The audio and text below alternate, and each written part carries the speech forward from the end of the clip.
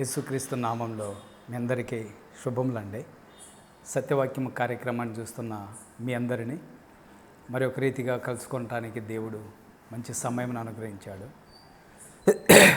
ఈ ప్రాముఖ్యమైనటువంటి సమయంలో నేను చెప్పాలనుకున్నటువంటి లేఖన భాగం ఏమనగా, తనను తాను తగ్గించుకున్నవాడు ఎలా ఉంటాడనే అంశాన్ని తెలియజేస్తున్నాను.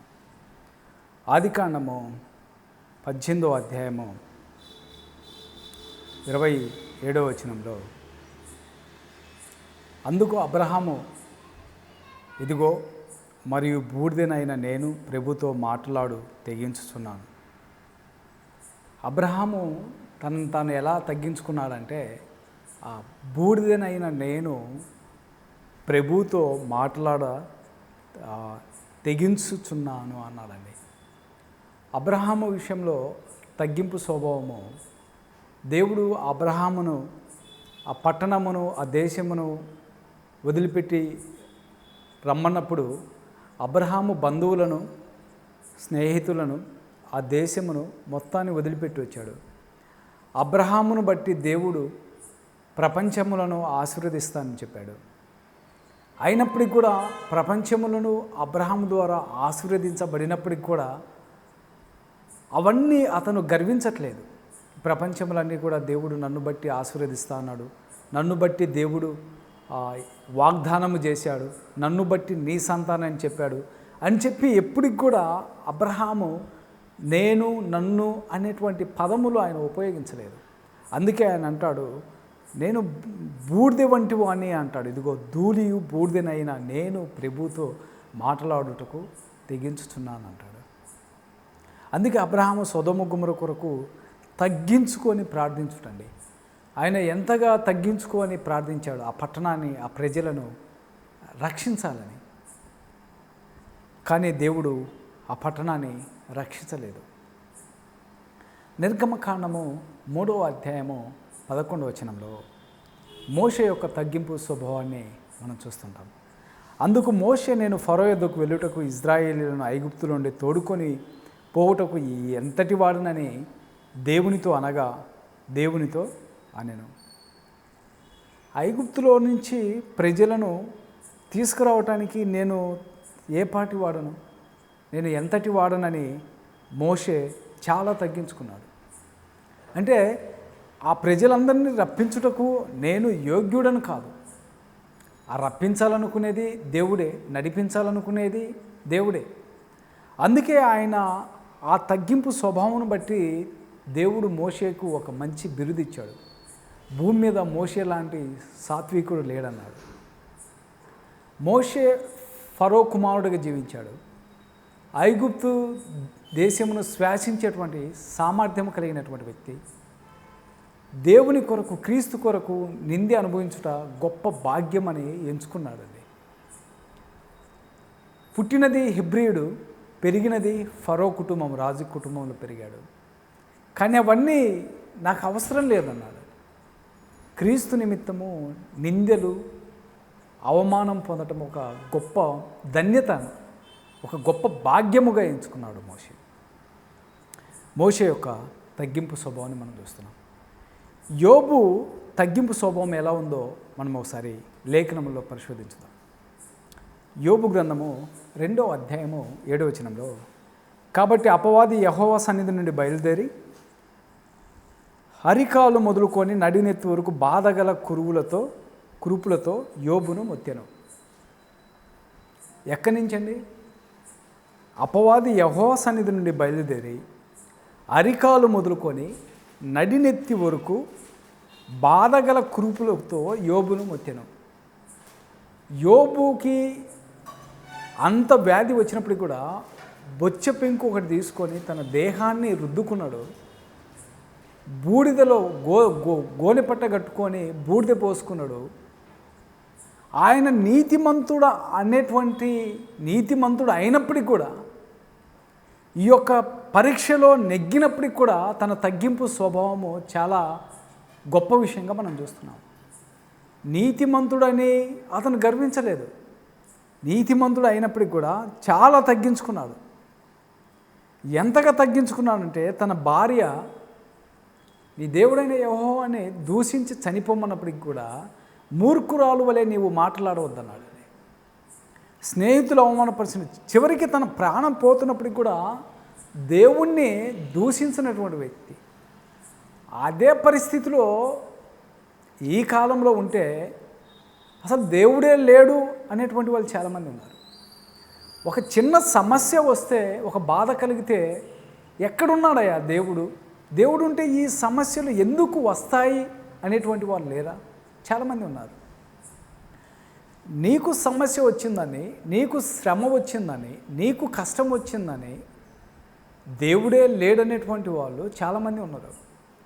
కానీ యోబు యొక్క జీవితంలో తనకు రోగం వచ్చింది, మరణ పరిస్థితిలో ఉన్నప్పటికీ కూడా తన యొక్క తగ్గింపు స్వభావము చాలా గొప్పదిగా మనం చూస్తున్నాము.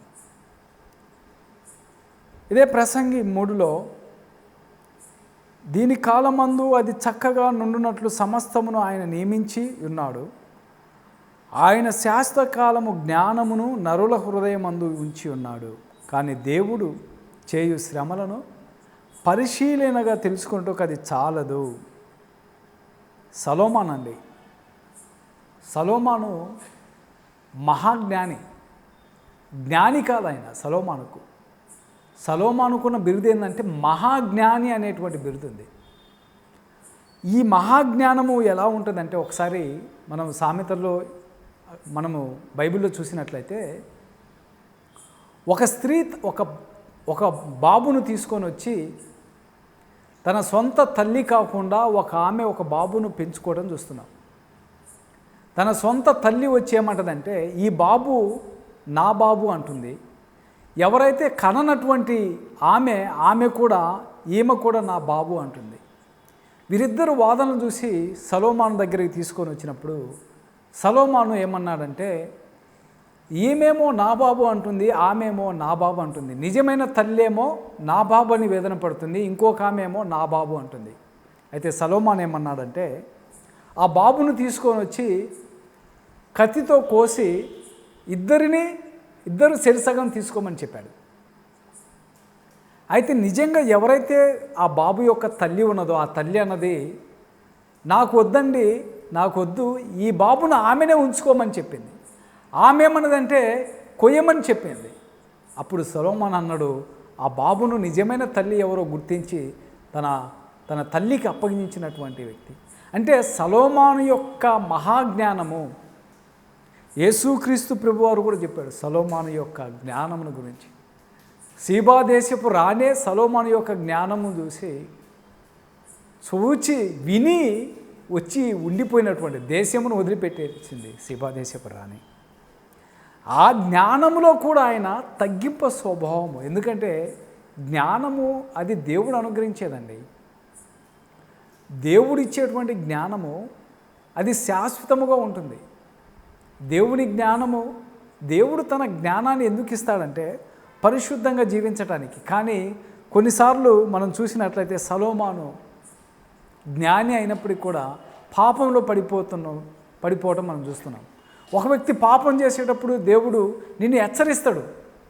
ఆదాము పాపం చేసేటప్పుడు హెచ్చరించాడు. కానీ సొలొమోను పాపం చేసి అటువంటి జ్ఞాని, తగ్గింపు స్వభావం కలిగిన వ్యక్తి శోధింపబడి బయలుదేవతకు బలిపీఠము కట్టి బలులు అర్పించినటువంటి వ్యక్తి. కానీ సొలొమోను ఒక తగ్గింపు స్వభావము కలిగినటువంటి వ్యక్తి. సొలొమోను యొక్క జ్ఞానం ఏంటంటే ప్రపంచ దేశంలో ఉన్నటువంటి ప్రతి రాజకుమార్తెను చేసుకున్నటువంటి వ్యక్తి. ఈవెన్ ఐగుప్తు దేశంలో ఉన్నటువంటి ఫరో కుమార్తెను వివాహం ఆడినటువంటి వ్యక్తి ఆయన. అంటే సకల దేశములలో ఉన్నటువంటి రాజకుమార్తెలను వివాహం ఆడినటువంటి వ్యక్తి. అందుకే సొలొమోను కాలంలో యుద్ధాలు లేవండి. తన జ్ఞానముగా పరిపాలన చేసేవాడు. ప్రపంచ దేశంలో ఉన్నటువంటి రాజులందరూ సొలొమోను యొక్క సలహాల కోసం వచ్చేవారు. తర్వాత చూసినట్లయితే యోహాను యొక్క తగ్గింపును మనం చూస్తున్నాం. చూడండి, యోహాను సువార్త 1వ అధ్యాయం 7వ వచనం. మరియు అతడు నాకంటే శక్తిమంతుడు ఒకడు నా వెనక వచ్చుచున్నాడు, నేను వంగి ఆయన చెప్పుల వారును విప్పుట కూడా పాత్రుడను కాను అని చెప్పాడండి. యోహాను బాప్తీసం ఇచ్చే యోహాను అంటున్నాడు, ఆయన చెప్పుల వారు ఇప్పుడు కూడా నేను పాత్రుడను కాదు, నా వెనక ఒక ఆయన వచ్చుచున్నాడు, ఆయన నాకంటే శక్తిమంతుడు. ఈ రోజుల్లో ఒక వ్యక్తి, ఒక సాధారణమైన వ్యక్తి ఒక ఎమ్మెల్యేకి గిన బాప్తీసం ఇస్తే, ఒక మినిస్టర్కి గిన బాప్తీసం ఇస్తే యూట్యూబ్లలో పెట్టుకొని, మీడియా ఛానల్లో పెట్టుకొని, పత్రికలలో కొట్టించుకొని ఎంతెంతో గొప్ప గొప్పగా చెప్పుకుంటారు కదా. ఒక సాధారణమైన ఒక సేవకుడు ఒక ఎమ్మెల్యేకి, ఒక మినిస్టర్కి బాప్తీసం ఇస్తే ఎంత గొప్పగా చెప్పుకుంటారు. కానీ ఈ యోహాను యేసుప్రభు వారికి బాప్తీసం ఇచ్చాడు.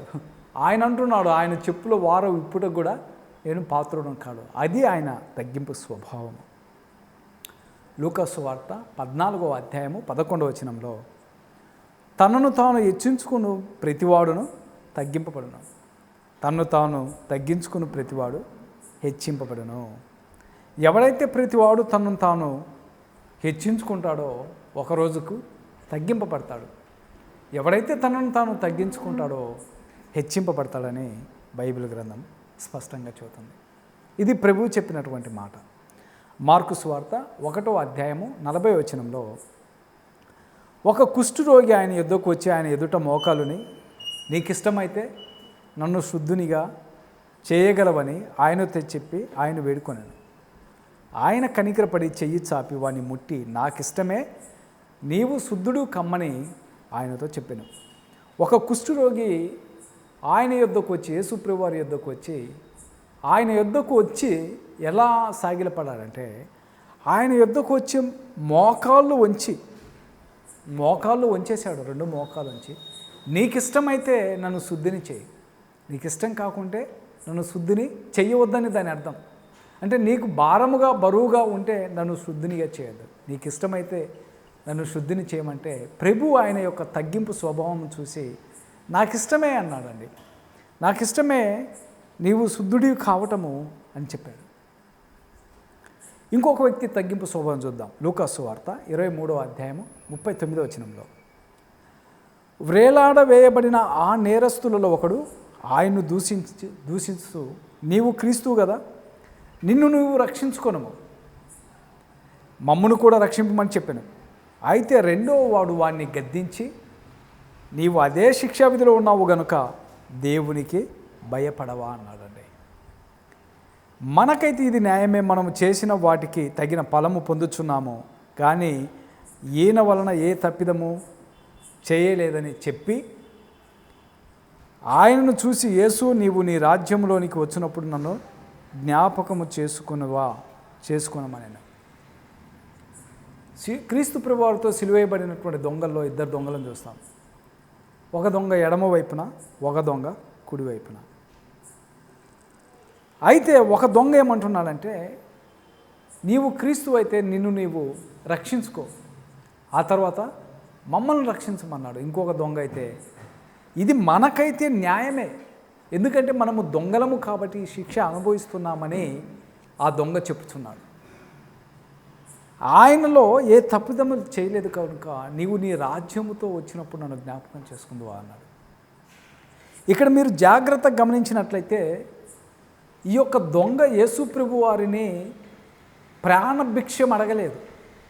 నేను భూమి మీద బ్రతకటానికి నాకు ప్రాణము మరలా భిక్షముగా పెట్టు, నన్ను మరలా బ్రతికించుము, ఈ శిలువలోంచి బయటపడి నన్ను బ్రతికించుము అని అడిగితే, క్రీస్తు ప్రభువారు అతన్ని బ్రతికించడము కష్టమా? క్రీస్తు ప్రభువారికి చేతకాల? ఆయన క్రీస్తు ప్రభువారు ఆ ప్రాణభిక్షం పెట్టగలడు. ప్రాణభిక్షం పెట్టడానికి క్రీస్తు ప్రభువారికి కష్టమైన పని కాదు. కానీ ఆ దొంగ అడిగింది ఏంటంటే, భూమి మీద బ్రతకటానికి ప్రాణభిక్షం అడగలేదు, నీ రాజ్యముతో వచ్చినప్పుడు ఆ రాజ్యములో నన్ను జ్ఞాపకం చేసుకోమన్నాడండి. చూసావా, అతను దొంగే, కానీ ఆ దొంగకు తగినటువంటి జ్ఞానము భూమి మీద బ్రతకటానికి ప్రాణభిక్షం అడగనటువంటి వ్యక్తి అడిగినటువంటిది ఏంటంటే, ఆ రాజ్యము నీవు రాజ్యముతో వచ్చినప్పుడు నన్ను జ్ఞాపకం చేసుకోమన్నాడండి. ఆ దొంగలో ఉన్న గొప్పతనం ఏంటంటే, ప్రాణభిక్షము అడగకుండా పరలోకపు రాజ్యాన్ని అడిగినటువంటి ఒక గొప్ప జ్ఞాని అతను. అతను దొంగ అయినప్పటికి కూడా దొంగ జ్ఞాని అతను. ఈరోజు నీవు బైబిల్ పట్టుకొని ప్రార్థన చేస్తూ దేవుణ్ణి పరలోకమును అడగనటువంటి వ్యక్తివి, భూలోకంలో ఏకాడికి స్వస్థత, డబ్బు, ఆశీర్వాదము, మంచి కారు ఇవ్వు, మంచి బంగ్లాలు ఇవ్వు అని అడుగుతున్నావు, కానీ నీ రాజ్యంతో వచ్చినప్పుడు జ్ఞాపకం చేసుకుంటావా అని అడగనటువంటి వారు చాలామంది ఉన్నారు. అందుకు ఆయన వానితో, నేడు నీవు నాతో కూడా పరదేశంలో ఉందువని నిశ్చయముగా చెప్పుచున్నాడు, ఖచ్చితముగా చెప్పుచున్నాడు, రూఢిగా చెప్పుచున్నాడండి. అడిగాడు దొంగ, నన్ను జ్ఞాపకం చేసుకోమని. ప్రభు లేదు నిన్ను జ్ఞాపకం చేసుకోనని అంటాడా? అండండి. అడుగు ప్రతి వానికి ఆయన సమృద్ధిగా ఇచ్చేటువంటి ఆయన, ఎంత ఘోర పాపినైనా క్షమించేటువంటి ఆయన. నువ్వు క్షమించపోవచ్చు ఒక పాపిని చూసి, అతను పాపి అని నువ్వు అసహించుకోవచ్చు, కానీ దేవుడు అసహించుకోడే. దేవుడు ప్రేమ కలిగినటువంటి వ్యక్తి. అందుకే ఆ దొంగతో అన్నాడు, నిశ్చయముగా నీవు నాతో కూడా పరదేశంలో ఉంటావు. మనిషికి జీవితంలో భూమి మీద బ్రతికేటప్పుడు కావాల్సింది తగ్గింపు స్వభావము. నీ డబ్బు, నీ ఆస్తి నీకు పరలోకం ఇవ్వదు, నీ అందము, నీ బలము నీకు పరలోకం ఇవ్వదు.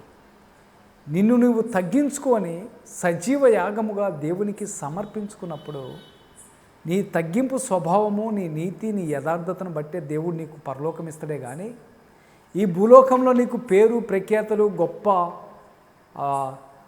ఆస్తి, అంతస్తులు ఉన్నాయని చెప్పినంత మాత్రాన పరలోకం అనేది దొరకదు. అందుకు ప్రభు అన్నాడు, అనేకులు ఆ పరలోక పట్టణాన్ని బలవంతముగా దూరాలనుకుంటున్నారట. ఆ పరలోక పట్టణాన్ని బలవంతముగా ఎవరు ప్రవేశించలేరు. ఎందుకంటే ఆ పరలోక పట్టణాన్ని దేవుడు అనుగ్రహించేది, అది ఆయన నిర్ణయము, ఆయన ఏర్పాటు, ఆయన ప్రేమించేటువంటి వారికి ఆయన అనుగ్రహించేటువంటి ఒక స్వాస్థ్యమై ఉన్నది. అందుకే నా తండ్రి చేత ఆశీర్వదించబడిన వారలారా, ఈ కుడి చేతి వైపు ఉన్నటువంటి వారలారా, ఈ పరలోకపు పట్టణమును, ఈ రాజ్యమును మీరు స్వతంత్రించుకోనుడి అని ప్రభు చెప్పారు. సహోదరుడా, సహోదరి, నీవు నీ భర్త విషయంలో తగ్గింపు స్వభావం లేకుంటే నీవు గర్విష్ఠురాలివి.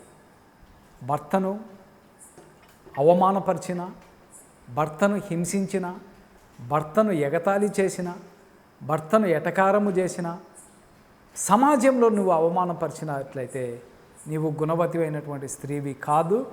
ఆ పరలోక పట్టణాన్ని నీవు ఏమాత్రమును స్వతంత్రించుకోలేవు.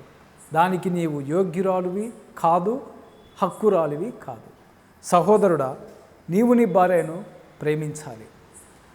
నీ భార్యను ప్రేమించాలి, సంరక్షించాలి, కాపాడుకోవాలని బైబిల్ గ్రంథం చెబుతుంది. అలాగే నీవు దేవుని ఎదుట తగ్గింపు స్వభావము కలిగి జీవించాలి, దేవునికి విధేయత చూపించాలి, దేవునికి లోబడాలి. ఈ లోకంలో ఏదైనా నీకు ఉన్నదని గర్వించొద్దు.